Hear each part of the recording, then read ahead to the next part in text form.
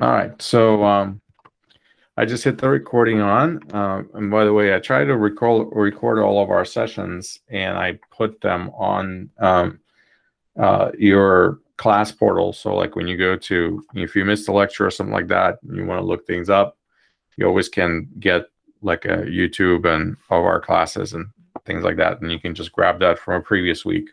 I try to do it on a weekly basis. Sometimes I get behind, but that's something that I do for all of you guys to be able to review. Okay, we are getting into chapter 7. We spent 2 weeks in chapter 6, which was a really heavy chapter, a lot of stuff. And so today we're gonna run across chapter 7, and we'll do this in 2 sessions. And chapter 7 is all about identity. Really identity and I guess how it relates to culture. Okay. A question for all of you guys.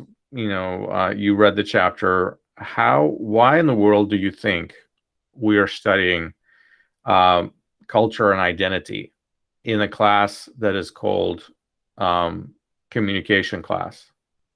Why in the world do we have to study identity and culture in a communication class? What do you think?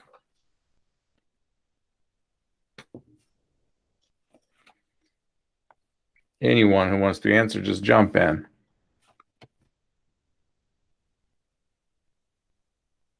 It's a simple question because it's what do you think? Okay. There's no right or wrong answer to that one.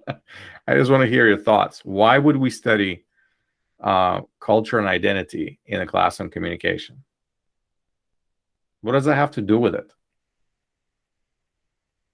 I think because we need to know about the people, about the culture and identity to make a good conversation without rude questions or something like that. Okay. When you know the other people, you can make a good conversation and a respectful conversation. Okay, good. Excellent. Thank you. Appreciate it, Matthias. Thank you. So what Matthias is saying is that we have to know our conversational partner. So communication class is about obviously communicating with people, right? And if we're going to communicate with people, we have to know who they are. And honestly, we also have to know who we are in relation to them. Because you meet a person whose identity is different from yours, you have to realize that both of you will approach this world in a different way. And that's important. If you don't know who you are, how can you relate to another person, or even understand that you're different, or if you assume that everybody is the same? So this is why we study identities, to help us understand how different we are. And in that sense, we can approach each other in a proper way. So yeah, studying culture and identity in communication class is absolutely useful. Now, something the authors talk about in chapter 7, they say this: the identity is a multifaceted, dynamic, abstract concept that plays an integral role in daily communicative interactions, and particularly in a cultural communication. And the reason why they say that, they call it a multifaceted and dynamic abstract concept. Identity is not something so easy to figure out. Okay, it's like, you read people's resumes, and every resume is different. Why? Because they've done different things, they've been in different places, they went to schools in different places. No one, you're never gonna ever see 2 resumes that are the same. They're gonna be all different. And in that sense, our identities are different, and they're very multifaceted. And they're very dynamic. The word dynamic means they change all the time. Our identities actually change throughout our lifetime. Believe it or not, we don't stand still. We develop, we grow, we change, we adapt to new life. So it's important to have an understanding with other people. And so trying to figure out even a little bit about their identity, who they are, will help us to have a better communication, because we would have a understanding of that person. And so, and as Matthias said, we will most likely be able to avoid some mistakes that we can make, with talking to people, offending them, or being insensitive or things like that. So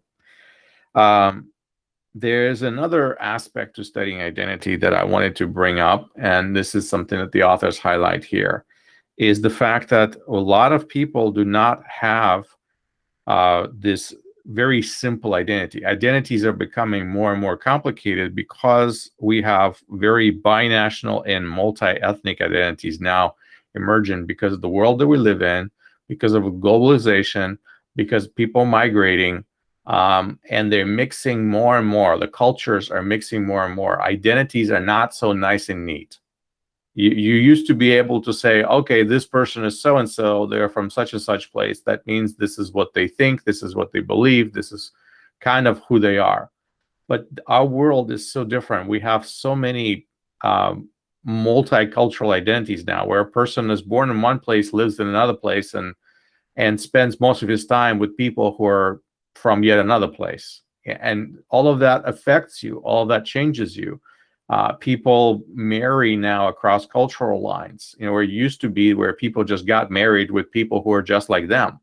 Today, people marry people from other cultures, and these cultures mix and they produce families. And families now do not identify with just one culture. They may identify with two cultures or three cultures, and it's mixing everything together. So that makes our identities much more complex. And so, and that's why more than ever, it's important to understand kind of like what really identity is. What are the building blocks of this sort of, say, abstract concept? It is an abstract concept. It is something that we can't quite easily define. I mean, what is identity? It's a difficult one to, state clearly, okay? One of the options that the authors offer us in the textbook, if you're tracking with me on page 244 in chapter 7, is they say that identities are social categories. It calls them social categories. So you can say that identity is a category into which a person is placed, essentially, in society, in the greater society. So we could say that. And then there's a definition that is given to us by Ting Toomey. He says that this identity is reflective self-conception or self-image that we derive from our family, gender, cultural, ethnic, and individual socialization process. He says identity basically refers to the reflective views of ourselves and other perceptions of self-images. So we talk about self-imaging a lot. Self-images, self-conceptualization, self-understanding, because in the end, our identity is very much of whatever we think we are. What other people think about us matters, and that is important. But what we think we are is most important, because that is how we see ourselves, and therefore that is how we act. That is how we behave. That is how we, think, essentially. And so the idea of self-image is important, and we derive this idea from our family, as he says. Some of that comes from our gender, some of them from our culture and ethnic environment. So our culture tells us who we are. Our culture sort of, say, dictates to us who we are. Our family dictates us who we are. If you think about it, even though our identity is a self-image, at the same time, it is an image that others project onto us. But then we accept it. We go along with it, if you want to think of it that way. And we allow it to become our own self-understanding, because external sort of say elements do affect it. So that's an interesting way of trying to define identity. Identity has to do a lot with communication, and this is something that let's see, Dr. Fong is explaining in our textbook. They're quoting him, and they say that he writes that your identity is important when we talk about communication, because people within that same identity category or group, they have a shared system of symbols and verbal and nonverbal behaviors that are meaningful to that group. Okay. And that group creates, by sharing that system, they create a sense of belonging. Okay. They have shared traditions, they have shared heritage, language, similar norms of appropriate behavior. And so cultural identity is a social construct where you have all these things that you share with other people of the culture to which you belong, and that becomes your cultural identity. Because of course there's personal identity, and then of course there's cultural identity. So when you have some sort of a group identity, it is always shared with other people. So it's important to understand that while we have a self-concept of who we are, there's also a cultural concept of that identity that we embrace, because we share those traits and features of our identity with other people who are part of the same group as we are. So that's when we talk about cultural identity. That's kind of what's important to understand.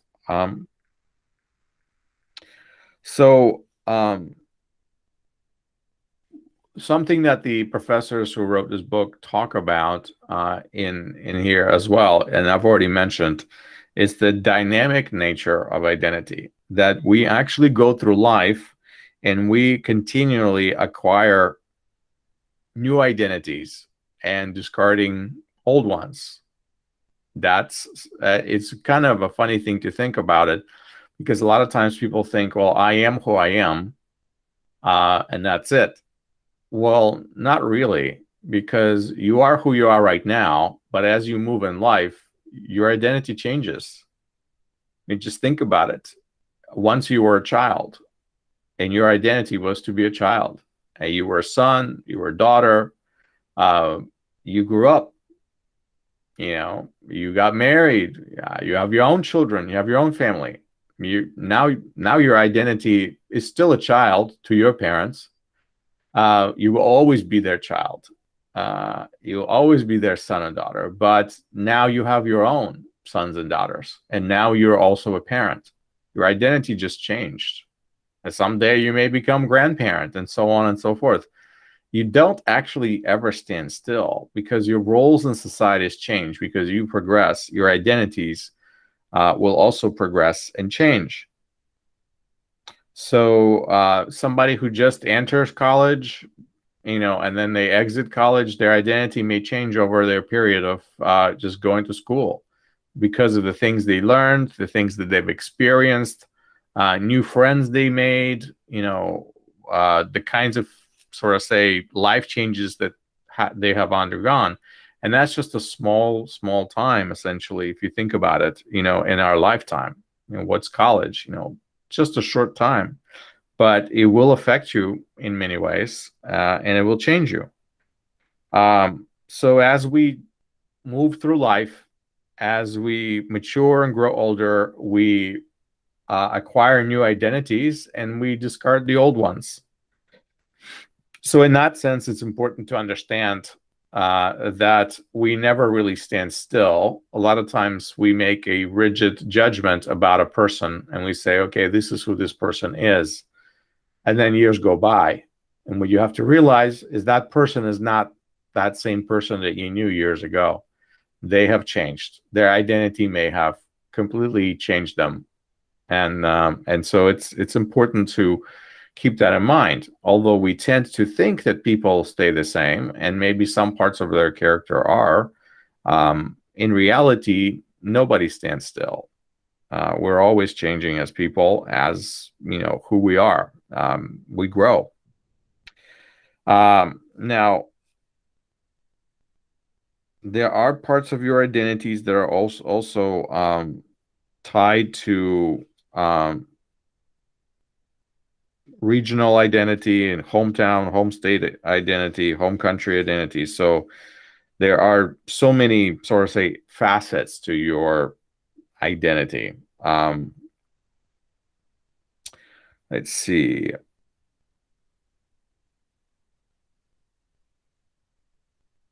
Human identities, the authors of the textbook write, are those perceptions of self that link you to the whole of humanity and separate you from other life forms. Social identities are represented by the many groups you belong to, such as racial, ethnic, occupational, age, hometown, and numerous others. And social identities are a result of being a member of some social group and a non-member of others. Basically, you're not a part of other group. And then there's personal identity, and that is what sets you apart from other in-group members and marks you as a special or unique.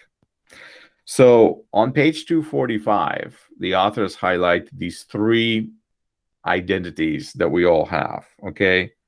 So being human is the most basic, all right? I'm not even sure that it needs to be stated, but I guess it needs to be stated because in our world, some people have hard time differentiating between human and non-human. I have seen people treating animals as if they were humans. And so to me, it's always strange because the culture from which I come from, there's a big difference. Okay, but some people, I guess, do not see it in such a way. I have sort of say encountered this sometimes, and I always considered it to be strange and a very unusual from my perspective. I don't know if you have encountered this or not, where people treat animals like they do humans. They name their pets, they have a special place in their house. I've seen people buy health insurance for their pets, arrange partners for their pets, have this whole extended families. I'm talking about like dogs and cats and, puppies, and like they have all these complicated relationships and social life. They socialize their pets in certain ways, and it's a big deal. And then when their pet dies, they put up a monument, they have a funeral, it's like people have actually contacted religious organizations to have a funeral for their pet. And people have to ask, like, well, what did your pet believe? What was their religion? And it's hilarious. But people treat sometimes animals in a very human-like way. They don't see a huge difference between their identity. The humans are humans, and animals are animals, and that's, so you will meet people like that who are very, very much don't have that sort of say sharp distinction, sharp line between human identity and a non-human identity. So I guess maybe that's why the authors put this in. So being human and human identity is the basic foundation. And then the social identity. So we're talking about being a part of a group. And it's important to know that we are not a part of one group only. I mean, all of us are a part of multiple groups simultaneously. So it's not just one group membership contributes to who you are. It's actually multiple groups that contributes to who you are and how you understand who you are. So, and so we are actually members of multiple groups simultaneously. And then your personal identity. And that more has to do with, more specific, members of your family, where you come from, so that your personal identity is a little bit more um, individual. It may differ from your group, let's put it that way, a bit. All right, so these are kind of the three main identities that the authors highlight on these beginning pages of the chapter. Okay, and there are different structures and paradigms and models that people try to offer us. And on page 246, you can see those little charts. I think it's a little bit less important in the study of communication per se, but it's good to know, which is why it's included in this textbook. So there's a section here on the influence of your identity. And I think what the authors say in the opening paragraph is pretty much the gist, and you need to, be aware of that. They write the identity represents an extremely important psychological component for the individual. So identity affects your psychology. It affects how you understand yourself, how you think, how you perceive the world. Okay, so that's important. And then there's a quote here. It says, Finney writes that adolescents who fail to develop a secure identity are faced with identity confusion, a lack of clarity of who they are and what their role in life is. Okay. From this perspective, the need to understand your sense of identity is obvious. And I'm going to say this to you guys because this is actually, important. You will meet people who are confused in their identity. They don't know who they are. There's actually quite a few people like that in the world, and you will meet them. I have met them many times. People are, let's say, raised in a certain identity, are part of a certain group, and this is who they are, and all of a sudden something happens in life, some trauma or something else that goes on, some other event that sends them off on the search, and they don't feel comfortable, they don't fit in, and they look for other identity, they look for changes in life. And it is a psychological component of being an individual, being who we are. So sometimes people search for those new identities, and they have to essentially figure it out for themselves. So be mindful that as you meet people, some of the people are on the search. They're trying to figure those things out. Essentially, they are in a state of identity confusion. And you may have a hard time figuring out who they are because they themselves do not know who they are. So keep that in mind. That's an important perspective on identity. Now, the next section in the textbook examines our social identities. Okay, and we already mentioned that whatever your identity is socially, it's usually the product of multiple identities, sometimes acting in concert, and at other times, not, kind of by themselves. So can you tell me what are some of those multiple identities are that the authors are talking about? When we say, okay, this is your social identity, and remember, it's not just a single thing, it's multiple things. What are some of those identities that contribute to the overall sort of say mix of your social identity? If you want to name a few, that'd be awesome.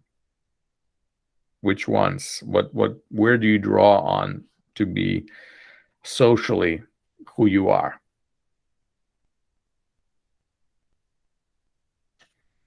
I want you to imagine yourself as a pie. Think of a round pie, whatever. Pick a pie, pumpkin pie, apple pie, whatever pie you like. I don't know. And then you slice up that pie. And that pie can be sliced in thin slices or in big, huge slices. Some slices can be as big as a whole half or a quarter of a pie. Each one of those slices is a segment of your social identity. Some will be larger, some will be smaller. Okay? So, a specific aspect of who you are socially may be very, very important to you, and it's a huge part of your life, and therefore it will be a very, very big slice. But then there will be a small slice. It is still part of your identity, and it's part of who you are, but you don't consider it a big deal. It's not something that defines you and drives you every single day. It's just a fact of who you are. And that would be a very small, maybe even a sliver of the pie, let's put it that way. But nobody's pie is sliced up the same. Everyone is going to be different how they divide their social identity, essentially. And so what I'm asking you about is to name some of the slices of your pie. If your social identity is a compound identity, what are some of your slices? I think one of the big slice that I can find me is a conservative thought. Okay, conservative. Yeah, but that you say about the small slices or big slices is about a nationality, a Brazilian immigrating. So being an immigrant Yeah, is immigrant. a smaller slice of the pie, but still a slice. Being Brazilian, maybe, I don't know, what size is that slice? You get to decide, but we know that it's a part of your identity. Okay. Yeah. This is how you see yourself, and this is how others obviously see you as well. And so being conservative in thought, what particular, is there a group that you belong to that puts you into that, identity, being conservative in thinking? Is it because you have a family that thinks that way, or a social group that you belong to that affirms these kinds of ideas? No, I think it's like you said. When I was young, my thoughts is totally different than now. I think because when I grow up, I have a relationship with another people from other families and other thoughts, other worldviews, other points of views, and now I think is the better view. Okay, but when it's like a moment. Sure, that's good. You realize that you have matured in areas, and that's important. Okay, so what are some of your other slices? I want to hear this from you guys. Share. You belong to different groups. You belong to different social categories. Those are your slices. What are some of them? Does anybody has a profession or a job? How important is your job or your profession to you? Or maybe you have a hobby that defines you in a big way. I don't know. It could be something like that. For some people, being a owner of a dog is a big deal. Like, they hang out with other people who have dogs, and that all they talk about is their dogs and what they do with them and how they live their life, and best prices to get for pet supplies and where to buy this and where to buy that. And that's a huge part of their identity. I'm not a dog owner. I don't have a dog, so I don't have that connection. That's not even a slice in my pie. Let's put it that way. Although I understand people like that, I don't belong to that group. So, and my social identity does not include, that particular slice, so to say. So I want to hear some of your slices, guys. Come on, talk. Where do these things come from?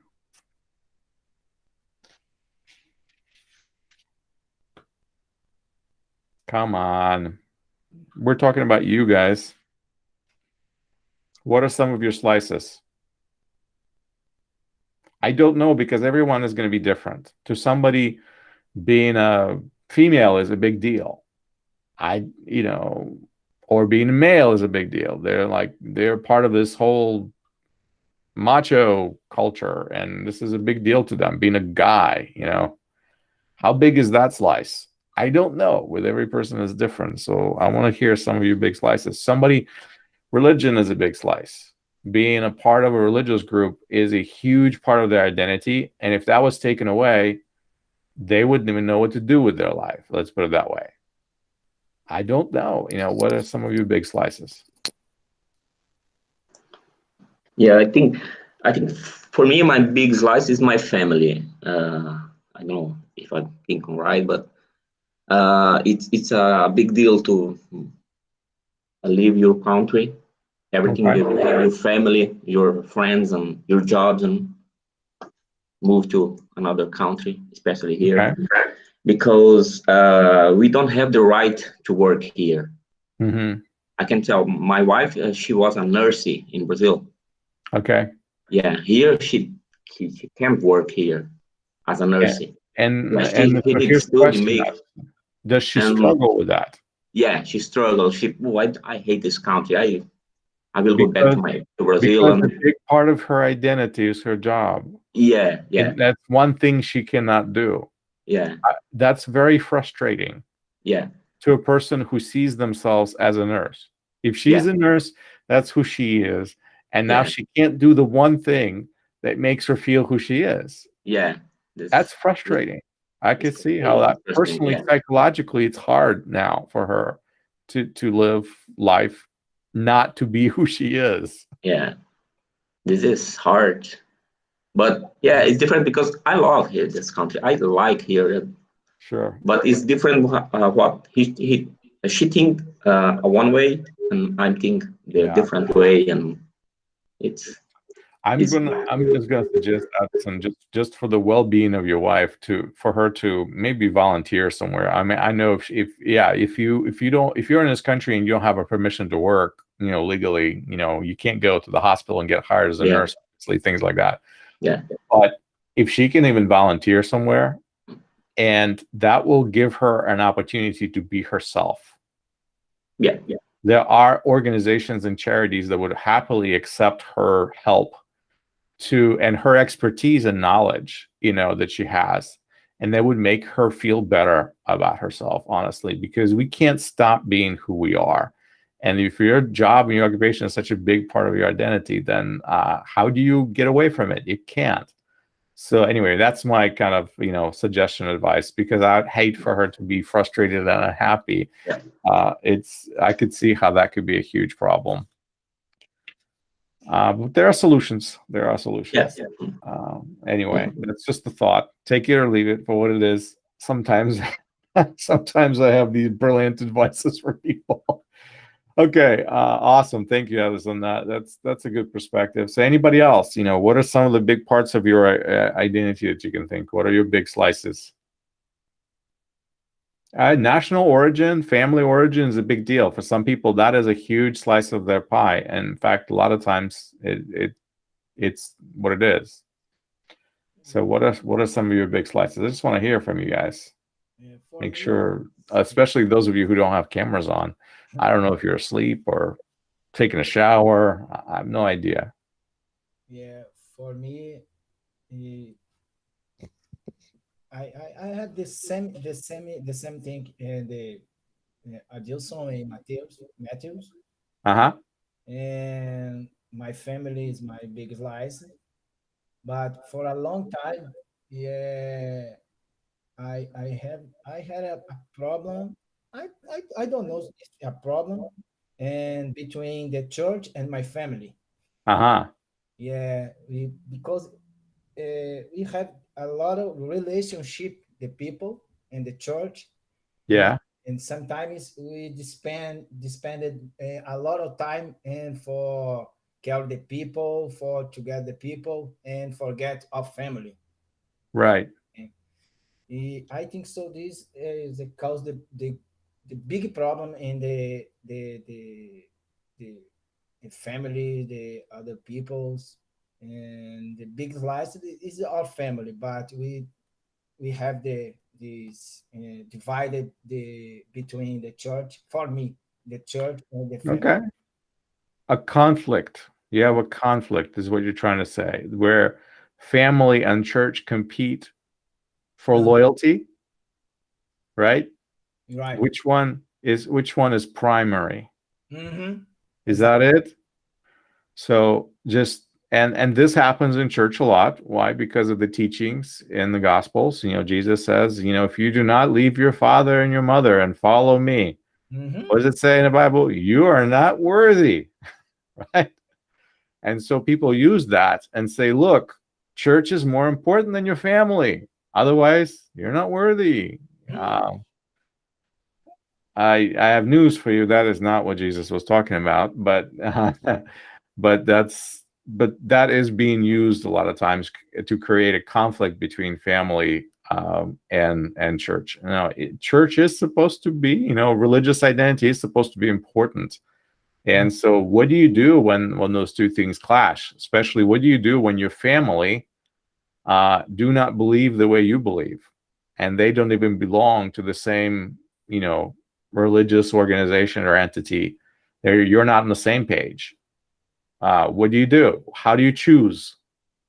That's a struggle for a lot of people. So I hear you, Fabio. I mean, there conflicts exist. Who is more important? Is it your faith family, or is it your biological family from which you come? Yeah. And a lot of times the answer I give to people to this struggle is to say, when you're going to end up in the hospital being sick, who's going to come there? All right. If you get sick and you need somebody to come take care of you and cook for you and clean for you and do things for you, who's going to be there? If you can answer that question, you'll understand where your loyalties lie. Let's put it that way. Okay. And it's really not that simple, because for every person is different. Some people have very close family relationships. Other people do not. Okay. So, I totally understand the conflict. I get it. A lot of people are not same boat, and we struggle. So I think we all have to answer that question for ourselves. What is our primary identity? Which is the big slice for us? Is it this or that? And that's something that we struggle with. So that's good. So you're still in that process of working it out, which is okay. I know that you will work it out, but it might take some time. All right, awesome. That's good. It's good. So thank you for sharing some of that. Anybody else wants to share some of their big slices? We talked about national origin and family and things like that. Faith, that's, for a lot of people, that's a huge slice of their identity.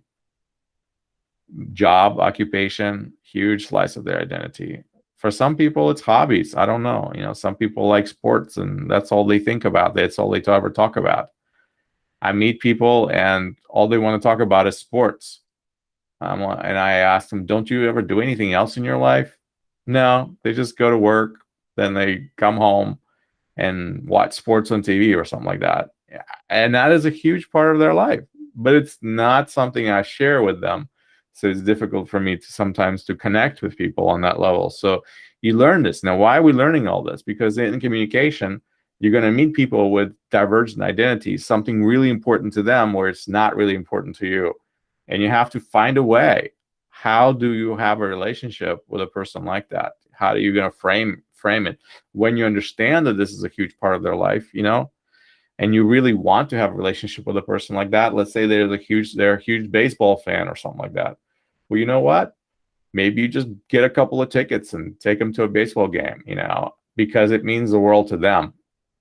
Maybe you don't care so much, but it's an opportunity to have a really strong relationship with somebody who really cares about this stuff, things like that.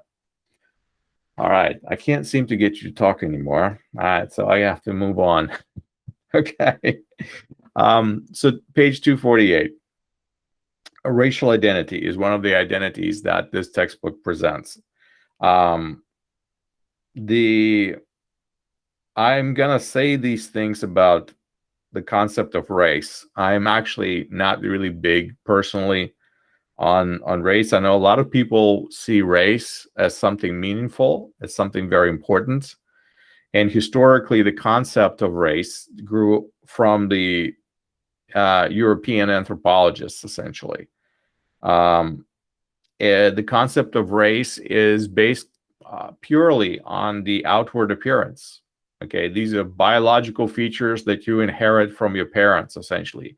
You look the way you look, whether it be the color of your skin or the facial features that you possess and things like that.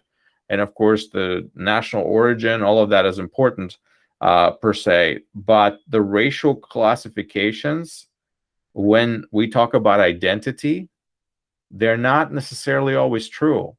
Because here's the deal. Race is only skin deep. That's it. It's just the way you look.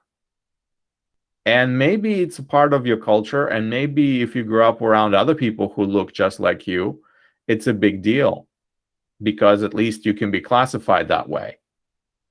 But what if you look the way you look, but you do not find yourself around other people who look exactly like you do? That means you no longer share that identity with them anymore. And it's impossible for me to say anything about you based on the way how you look. Does that make sense? Because the whole idea of race, it's not genetic, you see? It's biological. It's not, genetically, if you take people from all the different races and compare their DNA structure, we are the same. We can exchange organs, we can marry, we could do whatever we need. We're completely compatible. From one person who looks one way to another person who looks completely different. We're 100% compatible. So then what does it mean? And so racial identity really, if you think about it, it's more about cultural identity. And the way you look does matter, because people lump you into the same group with other people. But that doesn't necessarily mean that you belong to that group. All right. So, I have just for fun, have you guys have somebody ever mistaken your identity? Have they lumped you into a group to which you do not belong? And they did it based on looks. I guarantee you, some of you, from Brazil, you get lumped into category with Mexicans all the time. Yes, maybe. If you speak Spanish, if you speak Portuguese, Portuguese is no different than Spanish. We all know that, right? They'll say, "Oh, you're from Mexico," or something like that. That happens all the time.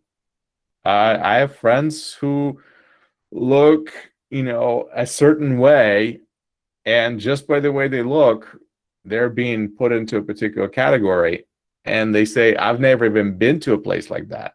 In fact, I don't even know anybody from that culture. But for some reason, I'm being associated with that culture because of the way I look." I have a friend from who's from Middle East who gets mistaken as a Mexican all the time.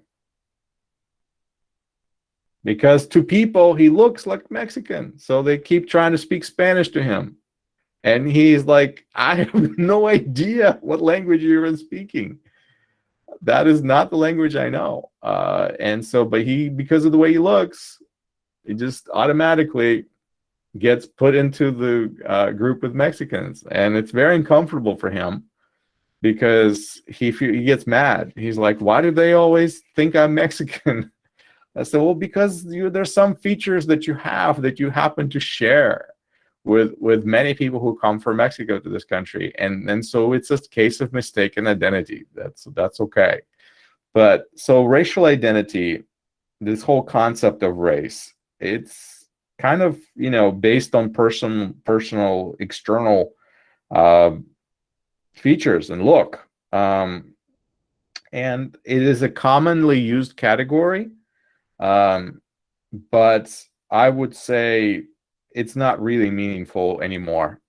Maybe back in the day when people did not mix at all, it meant something, but today people of all groups and races mix together. So how can you attach a meaning because a person looks this way? That means that they are this and this and that. So a better category that the author suggests to us is actually ethnic group. So instead of talking about people belonging to a race, rather talk to people belonging to an ethnic group. And that would be more appropriate, because that's, I guess it's more accurate. Let's put it that way. It's more true to what it really is, because it is a culture. Just because you look black, the color of your skin is black, that doesn't necessarily make you an African. Let's put it that way. So I had students in class many times who are Americans, black Americans, and I had students sitting right next to them who are from Africa. They look almost the same. They could be brothers. Guess what? Their cultures are so vastly different. They don't think the same. They don't feel the same on anything.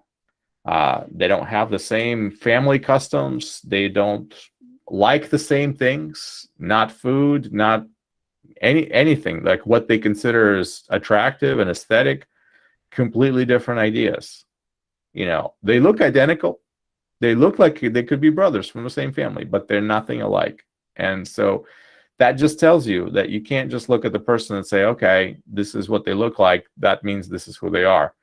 That doesn't happen, because it's your culture, it's your ethnic group to which you belong that tends to imprint on you way more than a color of your skin will ever do. So that's the idea. And okay, so racial identity is one of the identities to consider. Gender identity. As I said, for some people, belonging to a particular gender is a big deal. And so what does gender identity have to do? Well, in our world today, it's a bit complicated. The authors open this chapter, and you might, agree with them and you might disagree with them. But they open this particular segment of the chapter by saying gender identity is quite different from biological or sexual identity, which is derived from individual anatomy at birth. Gender is a socially constructed concept that refers to how a particular culture differences, masculine or feminine, manifest themselves in social roles. So what the author is saying here is that gender is what you think you are, not what you are biologically. And you may take a difference with that. Okay? I do not come from culture where gender is fluid and you can decide to be this or decide to be that. So personally, for me, it's hard to grasp this idea of gender being fluid. But it is true, the second part of the statement is true, that gender is something that we teach in culture. It is a socially constructed concept.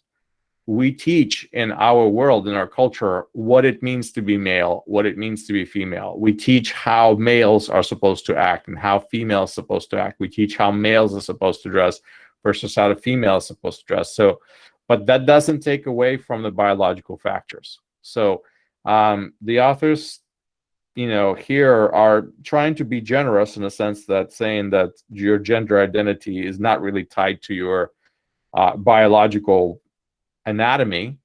So you could be biologically male but feel inside as a female. Okay, they're trying to be generous to someone like that, but that is how this category is being constructed in the society in which we live today. Okay, don't have to agree with it. You don't have to believe it. You don't have to embrace it. But that is one of the perspectives that you need to be aware of, because you're going to be talking to people today in the world who are going to look male but present themselves as female, and vice versa. And so if you're not aware of that, you will run into it sooner or later. So that is what we mean when we're saying that identity, your gender identity, is something that's constructed by the culture. If you're in a part of a culture where your gender identity is fluid, then it's perfectly acceptable to say, hey, I am this or I am that, and everybody else is supposed to go along with it. But some cultures resist this idea, and in some cultures it's a big problem if somebody says, I am this, when they are biologically that. In some cultures, you will end up not just being persecuted, but you might end up even being imprisoned and capital punishment. That becomes, because people who do that in certain cultures are seen as culture disruptors. They come in and they basically undo some of that identity building that the culture does along traditional lines. Okay, so keep that in mind, that gender identity can be viewed in a variety of different ways, but it certainly is a gender identity is certainly an identity that we can all identify with, even some to a large degree, some to a very small degree. Okay, ethnic identity is another one. And this is actually a big one, and we've spent a lot of time focusing on that. Ethnic identity sometimes is called ethnicity. That is something that we derive based on a shared heritage, history, traditions, values, behavior, geographical area of origin, and language, and things like that. So can you be ethnically something when you are not ethnically something? That's the problem. So either you have that shared history with people or you don't. Either you have that shared geography with people or you don't. Right now, I could say I'm African, but that's not going to make me African, right? Why? Because I wasn't born in Africa, wasn't raised in Africa, do not know how to speak any of the African languages, don't look African, don't really eat African food. I can say I'm African, but what parts of the African ethnic identity do I actually share with other Africans? And the answer is none, or very few. I may come up with something, that has a connection, but the truth is it's not. So either you have those shared characteristics and features and parts of your culture and life that you share with other people, or you don't. And essentially, ethnic identity is a little bit, it's not just in your head, because it is something that has to be shared by others. And either you do share that or you don't. So a lot of people connect their identity to a nation state where they're born, which in some cultures are more along cultures, and other cultures are more along countries. Okay, so there are some nations that have very unique identity, and of course history of those nations are important. But then there are groups within nations that don't necessarily share that history as well, and sometimes they're marginalized, and sometimes they're subjugated groups. And so while they have national identity that is one thing, they actually have their own identity that's quite different, like a tribal identity or something. Think about it this way, but it kind of is multifaceted also. But a lot of people identify themselves by where they were born and culture in which they were raised as their ethnic identity. They kind of make that national identity, their ethnic identity, so that there's a little bit of a bleed over, let's put it that way. So a lot of people in America obviously are from all over the place, right? People in US came from various countries and they live in US and they make their lives, and they, you know, they a lot of times identify themselves with their heritage, where they come from originally. So that you will hear people refer to themselves where they're from as their identity, as their ethnic national identity. Even if they're Americans, they would still kind of go back to that identity. So and some have been here in America for so long, they don't really know, they don't really have any ties to their previous identities, you know, because that's been so long, they've lived here for so long, they just call themselves American, you know. So it's funny. One of these days I'll maybe show you a funny video about that. But so ethnic identity could be a huge part of your pie that you slice, you know, and for many people it is. It could be a small one. I don't know. It all depends. You know, for some Americans who've been here since the days of the Mayflower, they don't identify themselves as European Americans, even though their ancestors came from England or, you know, some other Spain or somewhere like that. They don't look at themselves that way because they've been here for so many generations. They just they don't have those cultural identities anymore. So, and a lot of times, you know, they actually want to have those cultural identities, and they see them as valuable, which is why places like Ancestry.com are really popular, where people trace their roots back to some culture because they have forgotten where they have come from. It's been so long. All right, so national identity is kind of related to the ethnic identity. It obviously has to do with the country in which you were born. And there's an interesting feature about national identity that the authors note here. And that's that national identity tends to become more important, especially when you are away from the country from which you came, your identity, where your identity was. It's not a big deal when you're living inside the country.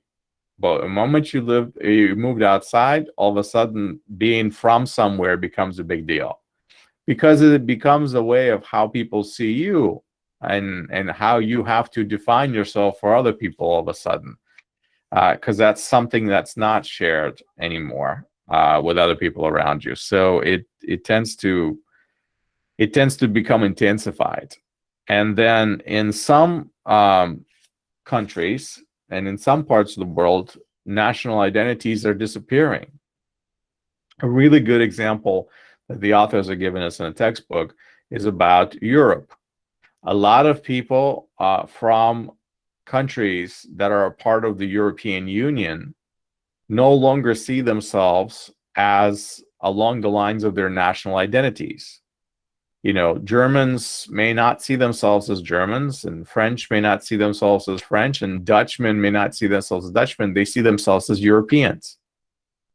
That because their countries have fused themselves into a union, their unique identity of whatever little country that they belong to becomes less important to them. They find closeness and connectivity with other people from other countries to such a degree that they say, we're all Europeans. You know, it doesn't matter if we're, you know, this or that, whatever our country of origin is. And of course, that has to do a lot with you know, economics and lifestyle, because a lot of Europeans travel across those lines and across those borders all the time. They may work in one country and live in another country a lot of times, and so which identity do they really belong to? Is this they cross those lines so many times, and they identify with each other to such a degree where they basically say, I'm just European. You know, that's how I feel. And so sometimes you could see that these identities are even being minimized. But what's important to keep in mind is that though each nation, each group, that each country actually has a number of different cultural groups. And some cultures exercise greater, some of those cultural groups exercise greater amount of influence and power within that particular nation, and others have less power, less influence. So there's always what we call a dominant culture. And usually dominant culture is the one there where members of that culture maintain greater economic control and governmental control and institutional control.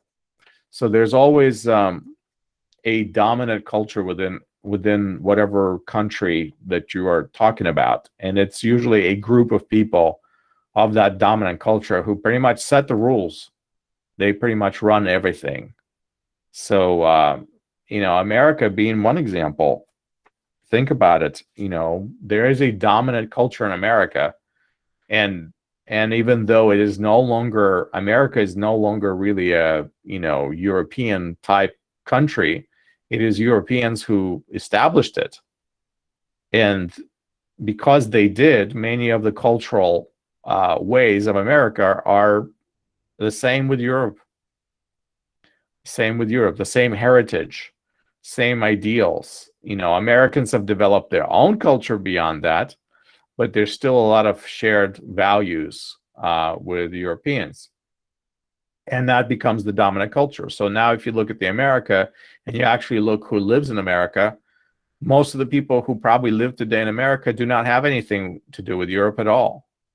But it still is a dominant culture. It is still considered to be the pervasive, you know, culture that defines the character of who Americans are.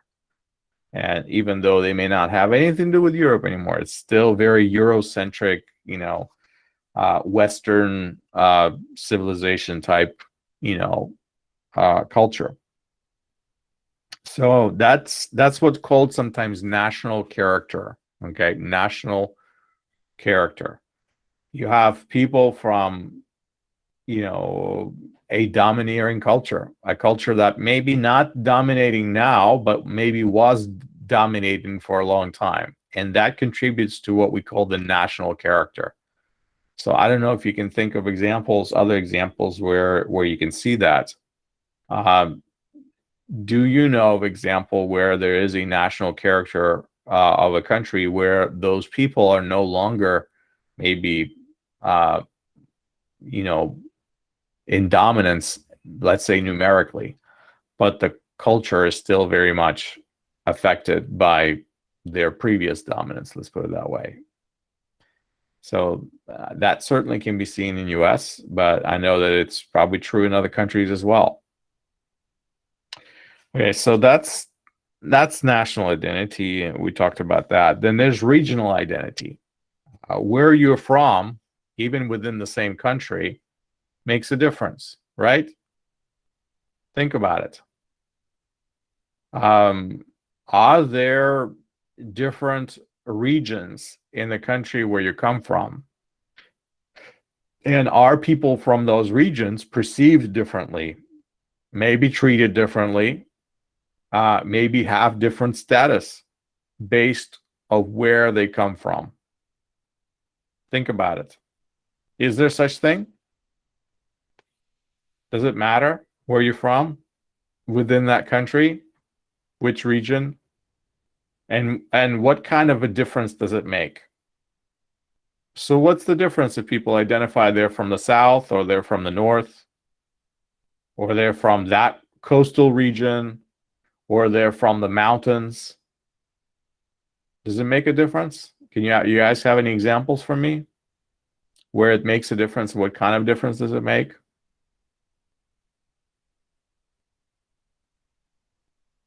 What about big city versus small village? Does it make a difference? Makes a big cultural difference. Because if you tell people you're from some big city, you automatically have a certain identity. And if you tell people you're from some little tiny town somewhere in the middle of nowhere, nobody knows what that means. And if they do know what that means, they automatically, you know, put you in a whole different category. So your regional identity does make a huge difference. It's a big part of, sort of, say, who you are culturally, maybe within your own country, and for some people who are aware of regional differences, in other countries are also, important to them. So there you go. Regional identity, one of the identities that we have. All right, organizational identity. Here's the next one. Organizational identity is again, what you belong to. There are a number of organizations or institutions that we belong to. We've talked about, Fabio talked about being part of the church, and so that certainly is an organizational identity. It's not even just the church; it's a certain kind of a church, because it's not just the church. It's what kind of a church, what kind of a group, what kind of a theological tradition do people belong into, and that's going to make a huge difference. Because a person who belongs to one church and another person who belongs to another church from another tradition may actually find nothing in common together at all. You'd be surprised. Besides Jesus, they'll disagree on everything else. So that how it could be. But we do have organizational identities, which are a big part of who we are.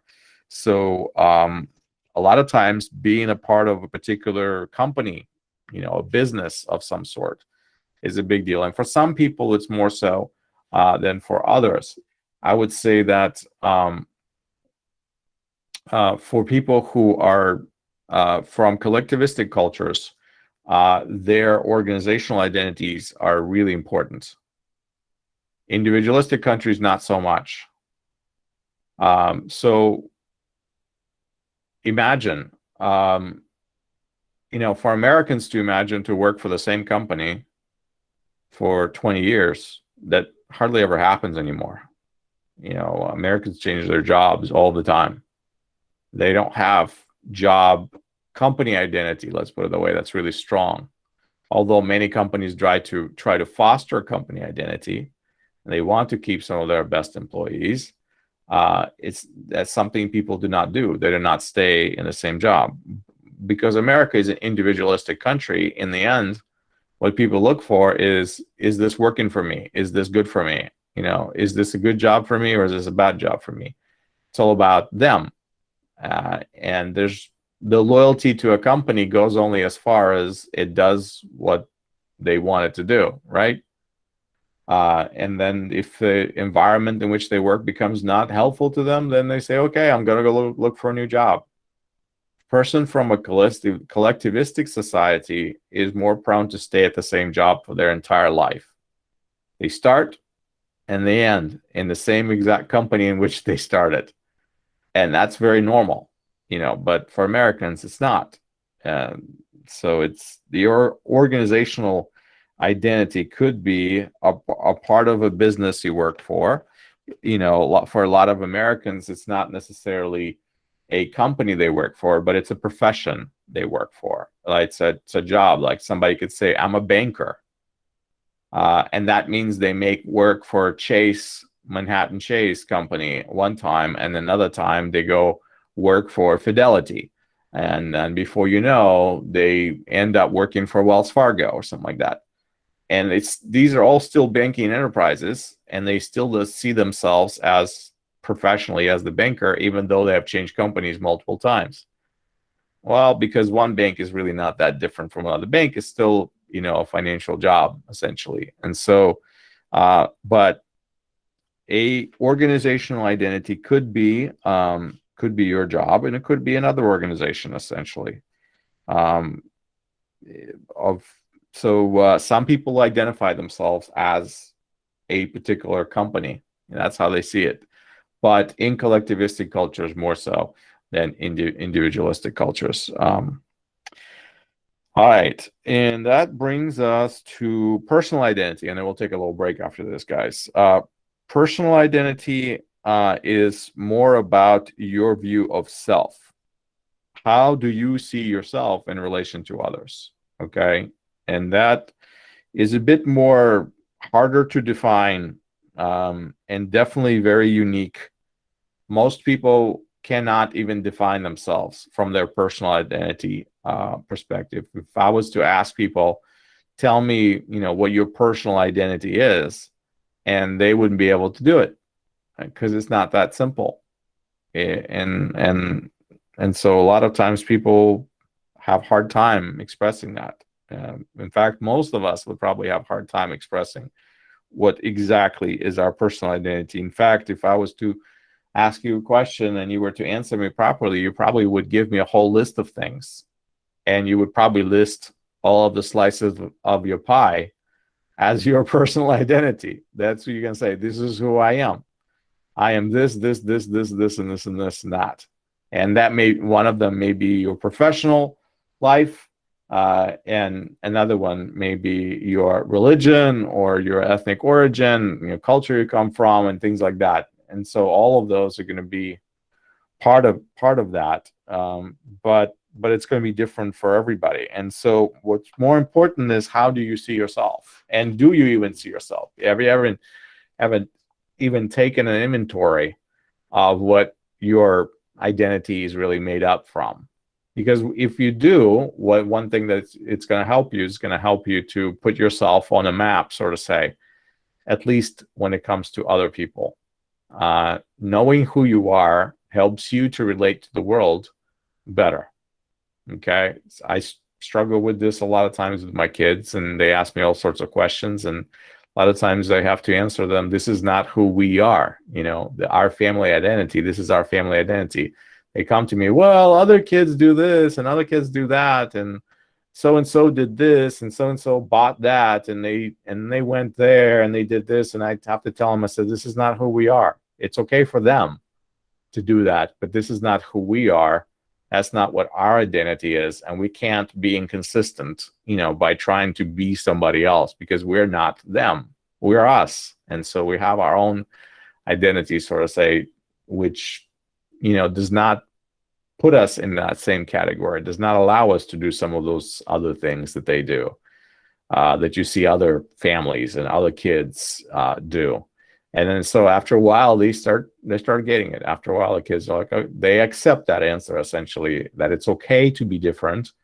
But knowing who you are is not always such a simple process where you might have to discover that and create those boundaries for yourself, if that's what you want, if that's kind of where you fit in. All right, ladies and gentlemen, let's take a little break. It is 10:19 on my clock, so 10-minute break, stretch out, walk around, grab a coffee, grab a sandwich, whatever you need, and then come back, see me in 10 minutes. We'll pick up when we left off.